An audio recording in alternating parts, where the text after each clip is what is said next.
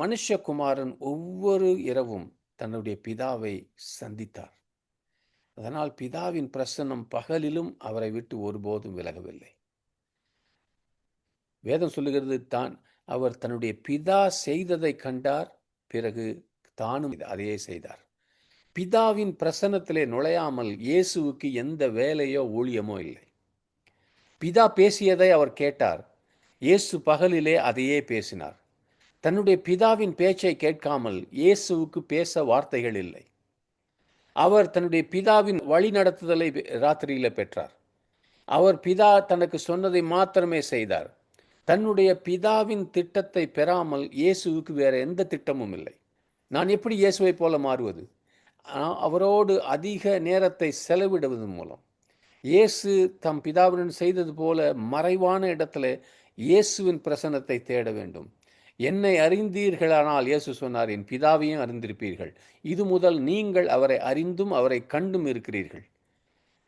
எல்லாவற்றையும் படைத்த பிதாவாகிய தேவனின் பிரசன்னத்தை தேடுகிறாயா? அப்படி என்றால் இயேசுவின் முகத்தை தேடு. இயேசுவின் பிரசன்னம் உன்னை உடனடியாக பரலோகத்தில் உள்ள பிதாவுக்கு கொண்டு செல்லும். இயேசு கிறிஸ்து ஜெபித்தார் யோவான் 17:26.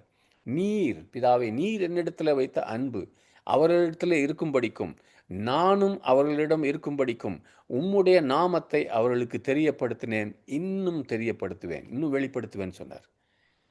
ஆமென். முதலாவது தேவனுடைய ராஜ்யத்தையும் அவருடைய நீதியை தேடுங்கள் நம்ம கேட்டிருக்கோம். இயேசு சொல்லி கொடுத்துருக்கார். தேவனுடைய ராஜ்யம் இயேசுவே, அவருடைய நீதியும் இயேசுவே. இயேசுவே நம்முடைய நீதி. அவருடைய பிரசன்னத்துக்குள்ளே நுழையும் போது நாம் தேவனுடைய ராஜ்யத்திலும் அவருடைய நீதியிலும் நுழைந்து விட்டோம். நாம் இயேசுவின் பிரசன்னத்தை தேடி கண்டுபிடிக்கும் போது இவை அனைத்தும், மற்ற அனைத்தும் நமக்கு கூட கொடுக்கப்படும். ஆமென். இயேசுவின் பிரசன்னத்திலே மகிமை, சுத்திகரிக்கும் பரிசுத்தம், உலகம் கொடுக்க முடியாத சந்தோஷம், சமாதானம் உள்ளது. அவருடைய பிரசன்னத்திலே அவருடைய வார்த்தை ரேமாவாகிறது. அவருடைய அபிஷேகம் நுகங்களை உடைக்கிறது. அவருடைய சத்தம் வல்லமை உள்ளது, மகத்துவம் உள்ளது, கேதுரு மரங்களை முறிக்கிறது. இயேசுவின் பிரசன்னத்திலே பேய்களும் சந்தேகங்களும் ஓடிவிடுகின்றன. இருள் விலகுகிறது. அவருடைய பிரசன்னத்திலே பயம், அவநம்பிக்கை, பாவம், கோழைத்தனம் இவைகள் இருப்பதில்லை. நான் இயேசுவின் பிரசன்னத்திலே இருக்கும்போது எனக்கு வேறு யாரும் தேவையில்லை, வேறு எதற்கும் நான் பயப்படுவதில்லை. நான் மற்ற காரியங்களை விட அதிகமாக அவருடைய பிரசன்னத்தை தேடுகிறேனா? அதுதான் ஒவ்வொரு நாளும் என்னுடைய ஜெப வாழ்க்கையின் சோதனை. ஆமென், ஆமென்.